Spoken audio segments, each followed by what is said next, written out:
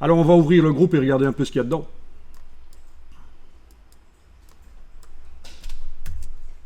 Donc bien entendu, vous avez détaché la palette des calques et vous l'avez amené plutôt vers le milieu de l'écran, parce que si vous êtes avec la palette des calques collée sur le côté et toute petite, ça risque d'être un peu foireux, quoi. Peut-être que vous avez votre palette des calques comme ça, c'est ridicule. Prenez-la par sa barre de titre et déplacez-la, rendez-la flottante sur l'écran comme ça. Et avec la case en bas à droite, n'hésitez pas à l'agrandir, c'est mieux. Ensuite, j'ouvre le groupe avec le petit triangle. Je vois que j'ai un objet dynamique Lion et ses pattes. Donc ça, c'est un calque conteneur. Ça contient plusieurs calques. On va pas trop s'en occuper pour l'instant. Vous avez sur l'objet dynamique des filtres qui ont été mis. Alors les filtres apparaissent de manière dynamique. Ça veut dire qu'ils sont modifiables. Dynamique, ça veut dire modifiable. Donc on a un filtre d'accentuation des détails. Si je zoome sur la bestiole ici et que je décoche accentuation, vous devriez voir que c'est plus flou. D'accord? Mais l'accentuation des détails est peut-être un peu forte ici. Je trouve que finalement l'image floue, elle a du bon. Donc ce que je vais faire ici, c'est, faites-le aussi, en ayant l'œil en phase d'accentuation, vous allez double-cliquer sur le mot accentuation, et ça réouvre le filtre. Donc tout filtre du menu filtre, dès qu'il est appliqué sur un objet dynamique, caractérisé par cette petite icône, un calque conteneur, eh bien le filtre devient dynamique, il est modifiable, désactivable. Donc ici, je vais éventuellement essayer de faire un petit rayon et un gain un peu plus fort, voilà, de manière à avoir au niveau de la netteté quelque chose d'un peu mieux, d'un peu moins fort en fait. Ok. Bien.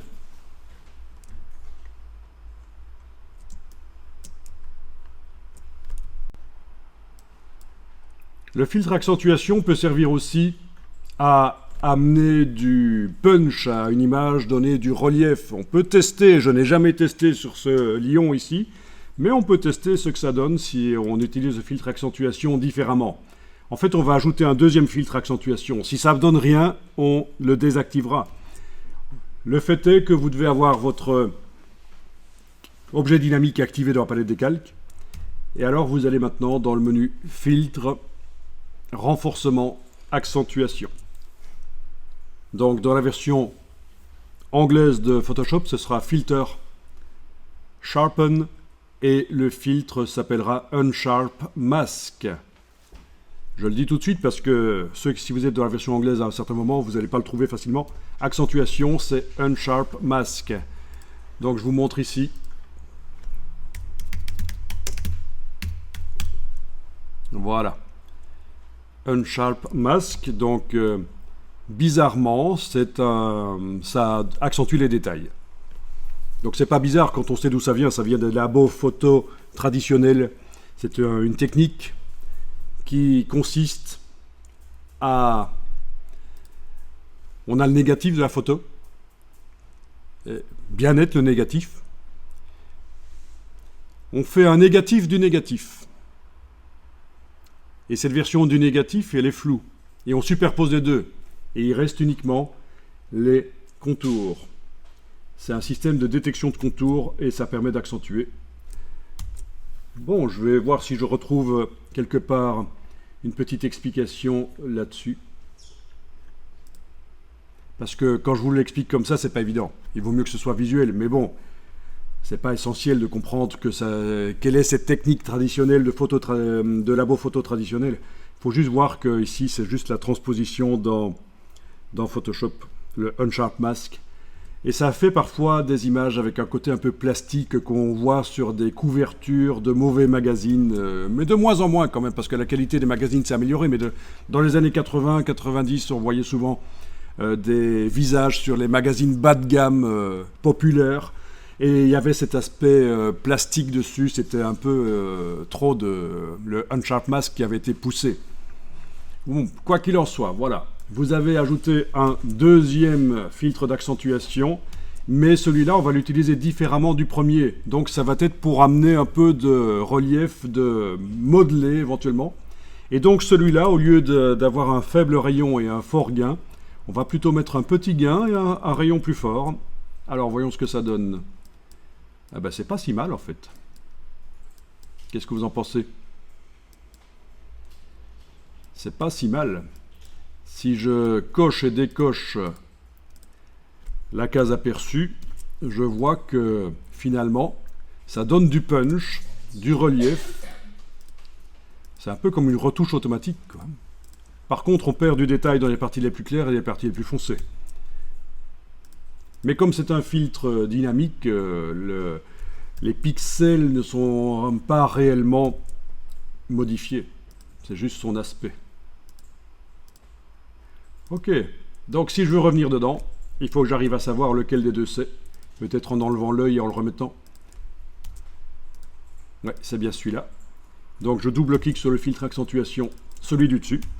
Et j'ai le gain et le rayon et je peux régler ça. Voilà. Je vais le mettre un tout petit peu comme ça. Vous voyez, je suis en train de cocher la case aperçue. Un petit gain, un rayon plus fort. Les valeurs que j'ai mises, vous n'êtes pas obligé de regarder ce que j'ai mis et mettre la même chose, hein. Faites-le à l'œil dans votre document. Donc là, on démarre de cette image-là. On a un premier filtre accentuation qui fait ressortir le détail et un deuxième qui fait ressortir le relief. Voilà, voilà. Intéressant.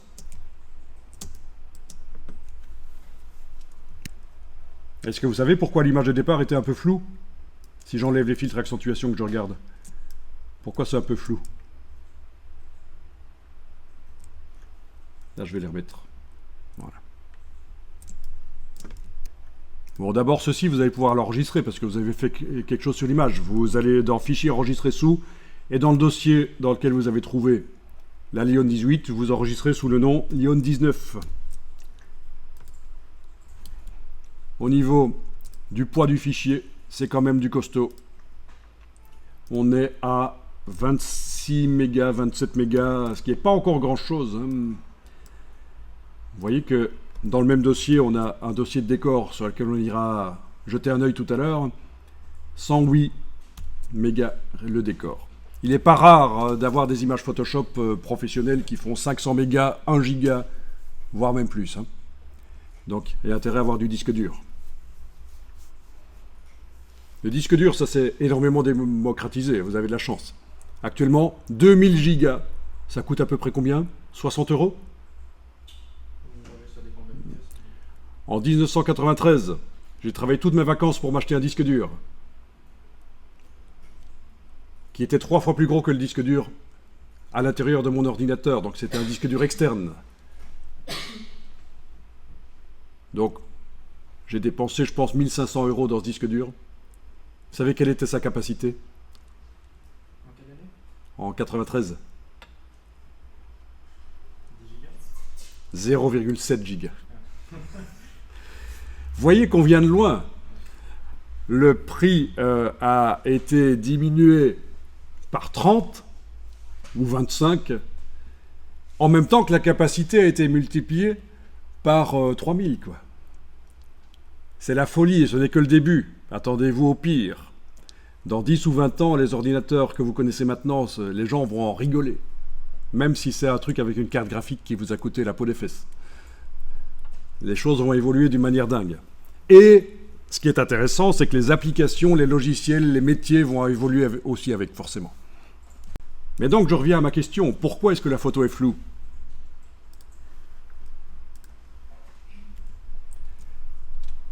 Tous les appareils photo photographient flou.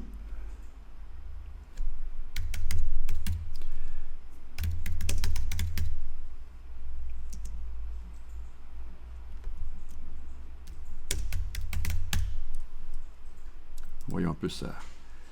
Voilà. Donc là, j'ai tenté de taper dans Google Low Pass Filter pour la photo. Et je tombe sur des articles qui expliquent ce qu'est un filtre passe-bas. devant le capteur de l'appareil photo, il y a un filtre qui rend flou. Ah oui, c'est bizarre. Pourquoi? C'est pour éviter les moirés.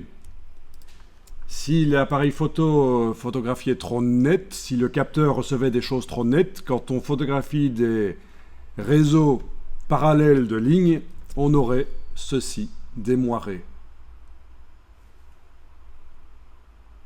qui apparaissent. Vous avez déjà vu ça, ce genre de choses. Et donc, pour éviter ce genre de problème, pour les tissus ici aussi, hein, des moirés, des lignes vertes qui ne sont pas sur le tissu, mais elles se retrouvent dans la photo. Voilà, donc on a un low pass filter, un filtre passe-bas. Ça veut dire quoi?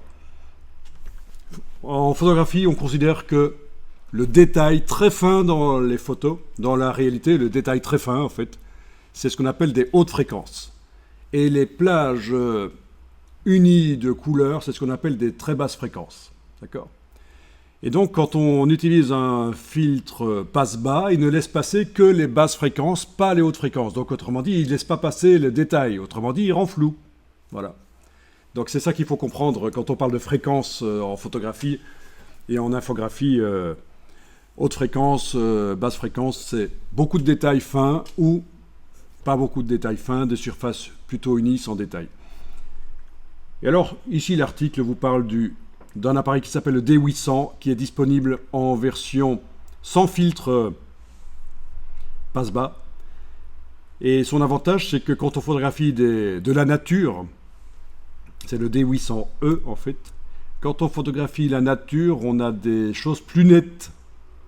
Si vous vous étiez déjà demandé comment les photographes de nature arrivent à avoir des photos aussi nettes, ils photographient avec un appareil, une version sans filtre passe-bas, sa photographie nette. Ils peuvent le faire parce que dans la nature, il n'y a pas de réseau parallèle qui risque de faire des moirés.